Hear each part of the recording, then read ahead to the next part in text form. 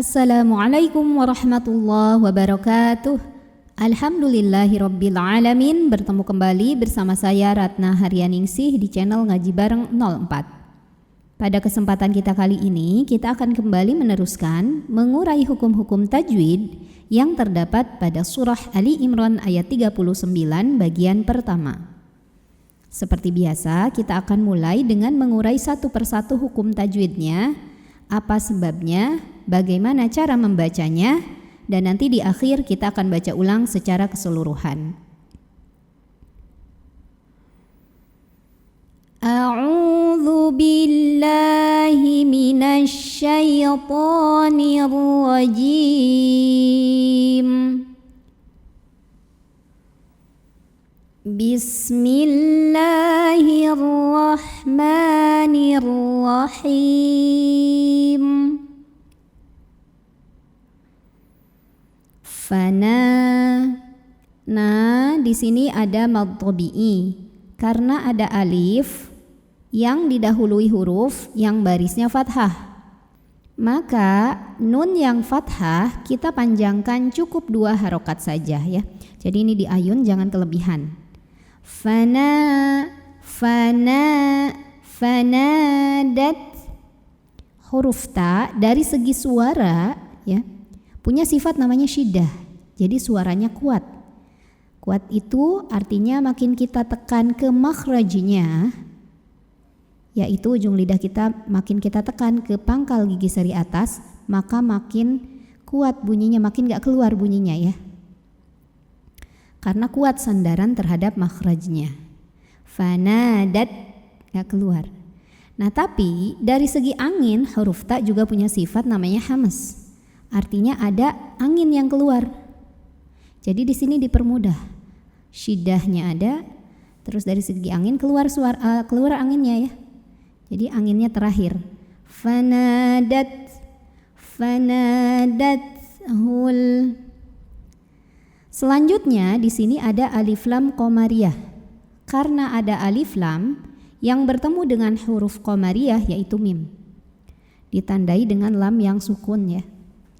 Maka cara membacanya adalah lam ini terbaca dengan jelas atau diidharkan ya.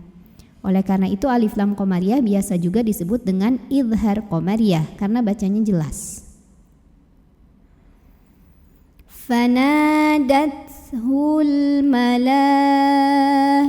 Malah di sini ada hukum mad wajib muttasil. Karena ada mad tabi'i bertemu dengan hamzah dalam satu kata yang sama. Mad tabi'inya ini adalah fathah panjang di atas huruf lam.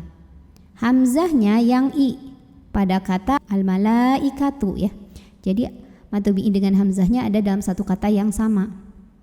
Maka lamnya dipanjangkan boleh 4 boleh 5 harokat. Fanadathul malaikatu wa huwa qaim. Di sini ada mad wajib muttasil lagi. Karena ada mad tabi'i bertemu hamzah dalam satu kata yang sama. Madnya itu alif yang didahului fathah. Hamzahnya itu yang i pada satu kata yaitu kata qaimun. Maka qafnya kita panjangkan boleh 4 boleh 5 harokat. Wa huwa qaimun. Kemudian di sini ada idgham bi gunnah. Karena ada tanwin dhammah yang bertemu dengan huruf ya. Maka tanwin dhammah ini yang biasanya bunyinya an, qaimun, n belakangnya. Kalau ketemu ya, maka bunyi n-nya hilang, langsung ke ya, qaimui sambil dengung. Jadi artinya di sini kita tahan dulu sampai ada getaran halus ke hidung. Qaimun yusalli. Li di sini ada mad tabi'i karena ada ya sukun yang didahului huruf yang barisnya kasrah yaitu huruf lam. Maka di sini lamnya dipanjangkan dulu hanya 2 harokat ya. Biasanya kelebihan ya kesalahannya. Jadi jangan kelebihan, jangan kekurangan, cukup 2 ngayun. Wa huwa qaimun yusalli fi. Kalau kita berhenti di sini, ini hukumnya mad tabi'i. Karena huruf ini sebetulnya huruf ya sukun ya. Sebelumnya kasrah, ya sukun sebelumnya kasrah, maka mad tabi'i 2 harokat. Nah, tapi dibaca panjang 2 harokat di fi hanya kalau berhenti saja. Apabila tidak berhenti, mad tabi'i ini gugur. Karena ada huruf sukun bertemu dengan huruf sukun, maka lepaslah huruf sukun yang pertama, yaitu yang huruf madnya. Namanya takhallus bil hadfi. Jadi kalau nggak berhenti jangan sampai dibaca panjang, gugur pemanjangnya, jadi pendek. Fil. Wa huwa qaimun yusalli fil. Kemudian di sini ada alif lam, namanya alif lam qamariyah. Karena alif lam di depannya bertemu huruf qamariyah yaitu mim.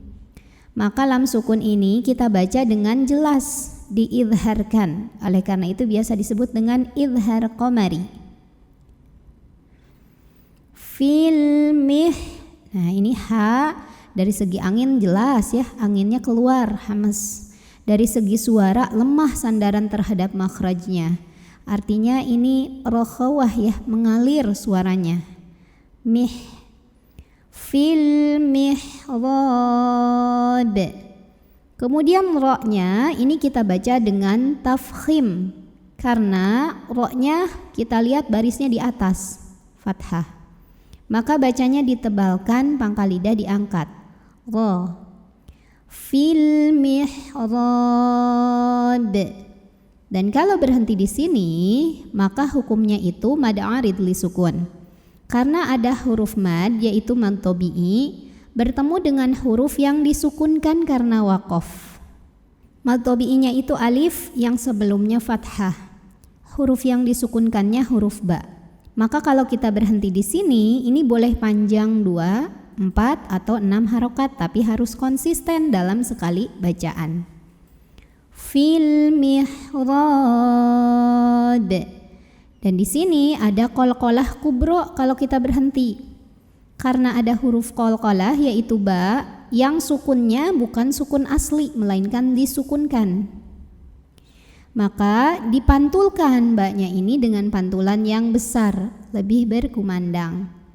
Fil mihrab. Dan di ujung ada tanda waqaf lam alif yang artinya dilarang berhenti. Waqaf mamnu atau waqaf adamul waqfi namanya. Nah, tapi kalau kita terpaksa, misal karena nggak kuat nafas, maka nanti dianjurkan untuk mundur atau mengulang 1, 2 atau 3 kalimah sebelumnya.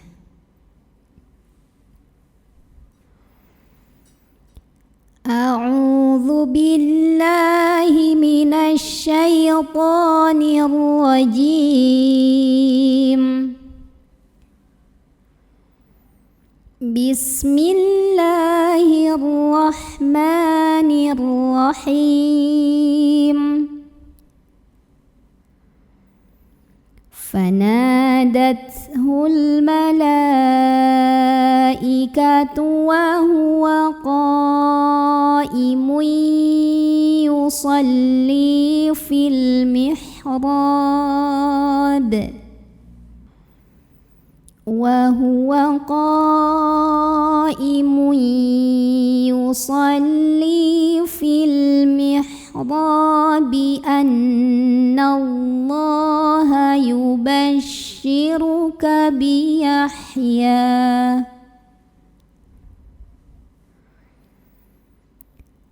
Anna Allah yubashshiruka bi Yahya musaddiqan bi kalimatin minallah. Musaddiqan bikalimatin minallahi wa sayyidan wa hasuran wa nabiyya